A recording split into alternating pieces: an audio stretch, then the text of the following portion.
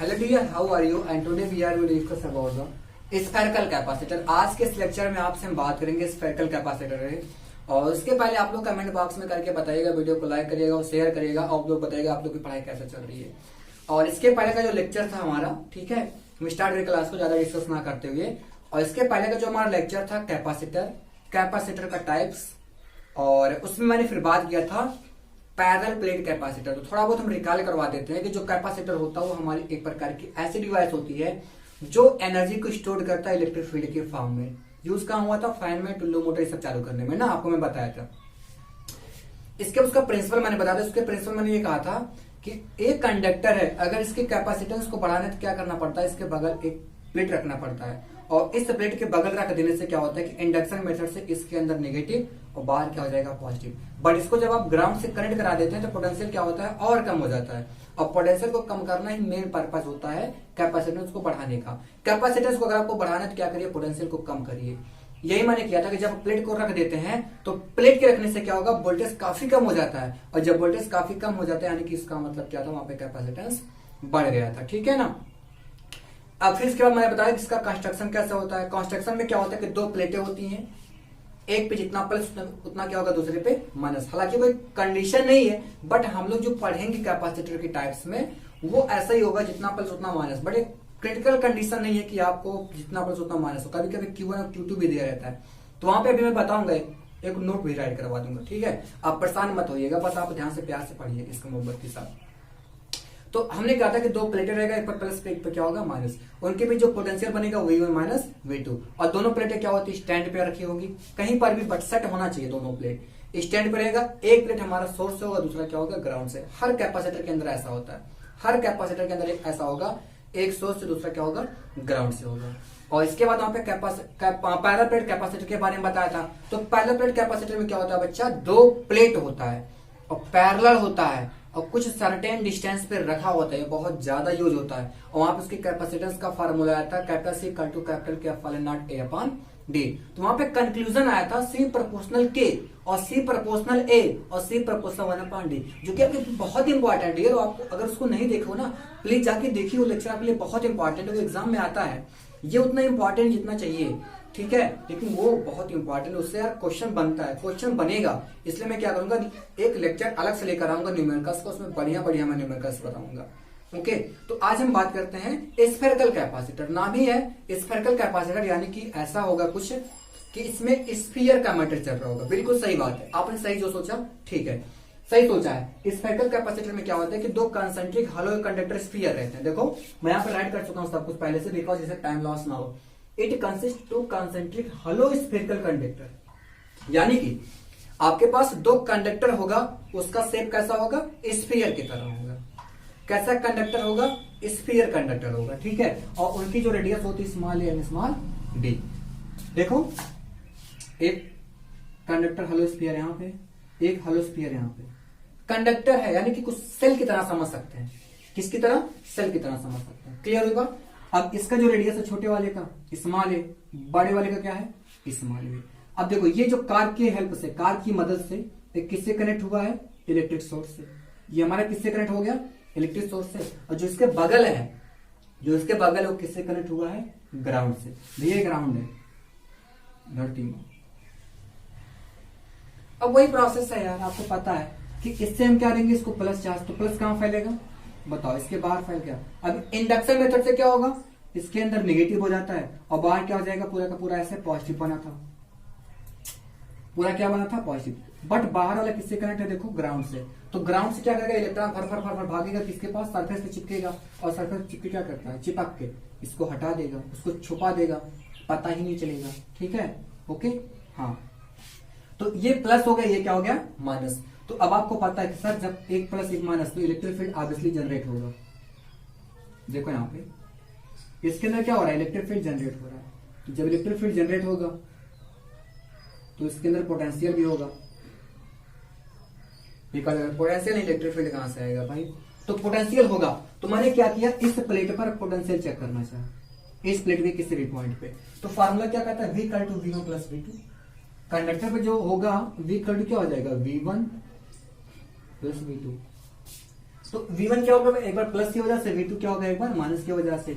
तो 1/4π0 क्यू अपान है। इसमें मैंने क्वेश्चन बहुत प्यारा सा क्वेश्चन करवाया था इलेक्ट्रिक पोटेंशियल की जस्ट बात, एक आईटीजेएस का क्वेश्चन है, ठीक है ना, हल्के मत लेना, इसी टाइप से क्वेश्चन था।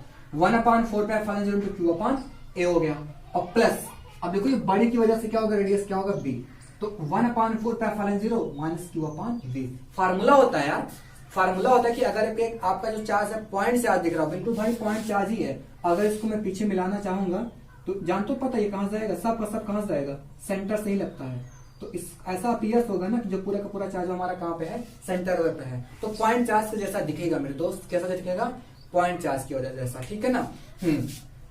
तो अब Q/4π0 का मान, तो यहाँ पे क्या है 1/a माइनस 1/b हो गया, ठीक है।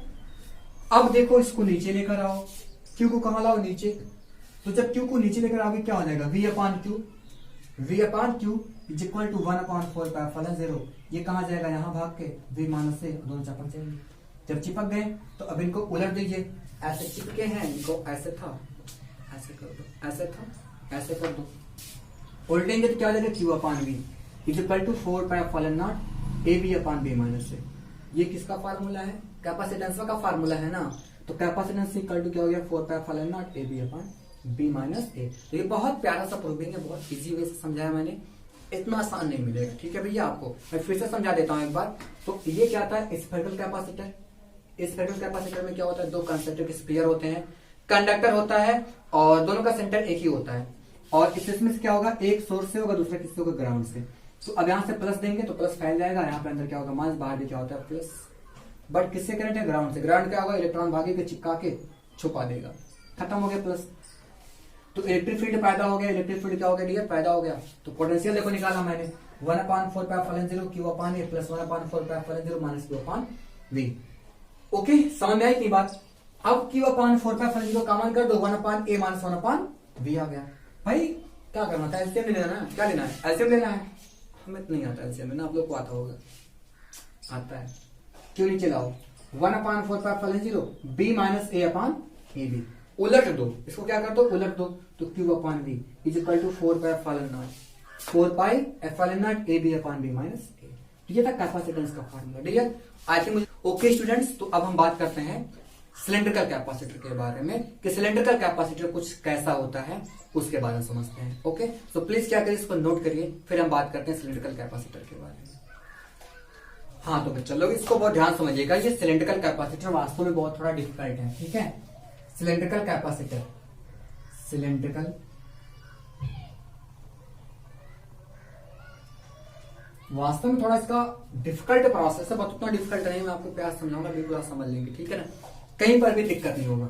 देखो सबसे पहले बात, ये सिलेंड्रिकल होगा, कैसा होगा, सिलेंडर के जैसा। तो इट कंसिस्ट टू कंसेंट्रिक नहीं रहेगा, यहाँ पे कोएक्सियल हो जाएगा, उनका जो एक्सिस होगा बिल्कुल सेम होगा, कोएक्सियल। हलो स्फेरिकल कंडक्टर, तो यहां पे सिलेंड्रिकल कंडक्टर,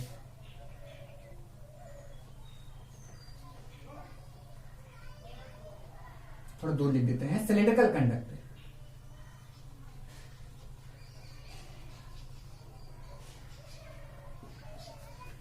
वो सब अलग है, A and B inner surface is connected to this end. यहां पे एक इंपॉर्टेंट बात है, कंसीडर गॉसियन सरफेस, ध्यान देना, अभी मैं समझाऊंगा।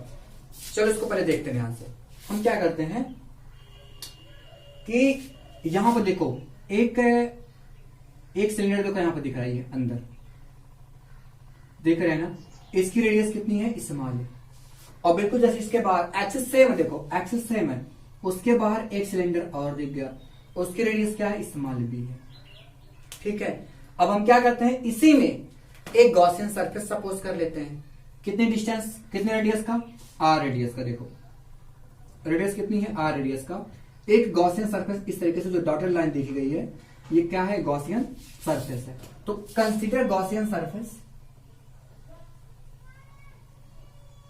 Consider Gaussian surface of radius small. फिर से समझते हैं, दो सिलेंडर था, एक ऐसा था, उसके बाहर रेडियस ए और बी, हमने कहा था उसी के अंदर एक गॉसियन सरफेस ड्रा कर दो, कुछ इस तरीके से, कुछ इस तरीके से देख रहे हैं ना। हाँ, तो अब गॉसियन सर्कल से किसी भी पॉइंट, देखो सिलेंडर की बात हो रही है भाई, तो आप लोग याद करो जब सिलेंडर चल रहा था, गॉस थ्योरम का एप्लीकेशन में पढ़ रहा था, तो एक स्ट्रेट वायर था और वहां से आर डिस्टेंस पर गॉसियन सर्कल सपोज किया था ना, और वहां पे इंटेंसिटी जो पैदा होता था ये फार्मूला आता था 1/2π × λ/r।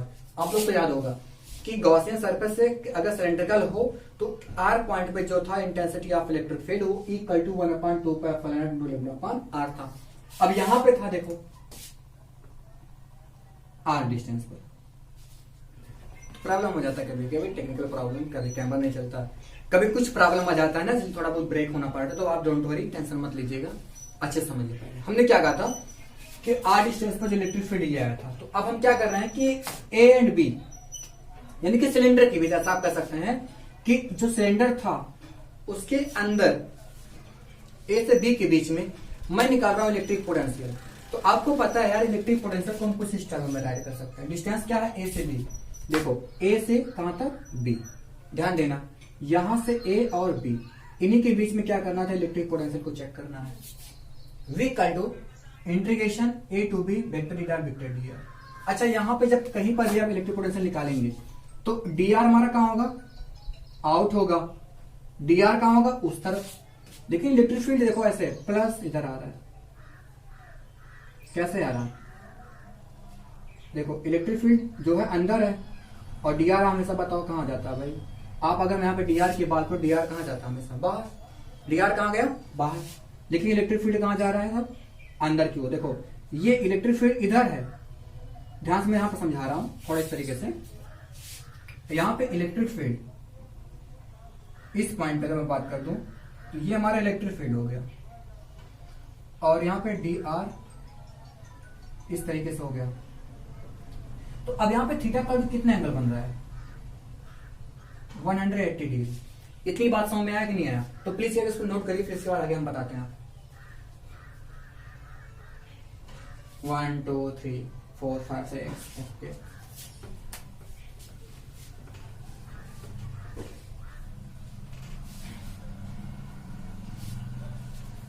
हाँ, तो देखो बच्चों, अब मैं कह रहा था कि थीटा इक्वल टू 180 डिग्री, उसको रखो यार यहाँ पे, अभी ऐसे रखा जाएगा माइनस ए टू बी। देखो vector A dot vector B, ये क्या होता है ए बी कॉस थीटा, तो E D R cos 180 degree, clear. तो V equal to minus A to B, minus A to B, तो ये माइनस हो गया, माइनस माइनस क्या हो गया, खत्म, खत्म हो गया, और ये आ गया ई इंटू डी आर, ए इंटू क्या हो गया डी आर। अब ए की वैल्यू पुट कर दो, v equal to A to B equal to 1/2π और lambda upon R, lambda upon R into क्या डी आर, क्लियर। तो अब देखो ध्यान से क्या क्या होने वाला है यहाँ पे, अब यहाँ पे क्या क्या प्रोसेस चलने वाला है, थोड़ा अच्छा प्रोसेस है। तो जितने कांस्टेंट को बाहर निकाल दो, लेमडा अपान 2π ए से बी पे और डी आर अपान आर, भाई लॉग आर होता है, और लेमडा का भी क्यू अपान एल 2π ये क्या होगा log of R A to V, यहाँ पे ए हो गया, यहाँ पे क्या हो गया बी होगा। अब देखो ध्यान से, आपको पता है कि इसके प्लस पे एक बार अपर लिमिट एक बार लोअर लिमिट, ठीक है, आपको पता ही है। सो यहाँ पे क्या होगा, एक बार लॉग बी, यहाँ पे लॉग ए हो गया। तो अब यहाँ पे मैंने क्या किया, क्यू को नीचे लेकर आया, तो V upon Q equal to log B upon, देखो log M minus log L, ये तो पता है आपको, लॉग एम अपान एल कितना हो गया, लॉग एम अपान एल यानी कि लॉग बी अपान है, और 2π इंटू एल, इसको मैंने उलट दिया तो ये हो गया और ये उल्टा हो गया। आपको पता है कि ये क्या है, कैपेसिटेंस का फॉर्मूला है, ठीक है स्टूडेंट्स।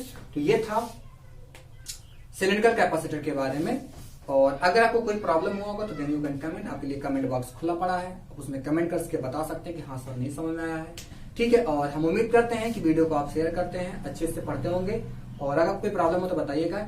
और इसके बाद आपसे मिलेंगे फिर नेक्स्ट लेक्चर में कुछ बात लेकर के। बात कौन सा है, न्यूमेरिकल्स की बात है, यानी कि तीनों का निचोड़ लेकर के मैं न्यूमेरिकल के साथ आऊंगा, उसमें 6-7 न्यूमेरिकल कराऊंगा, जो कि बहुत इंपॉर्टेंट होगा, बहुत प्यारा प्यारा न्यूमेरिकल होगा, उसको आप क्या करिएगा अच्छे से समझिएगा। ओके, चलते हैं, थैंक यू।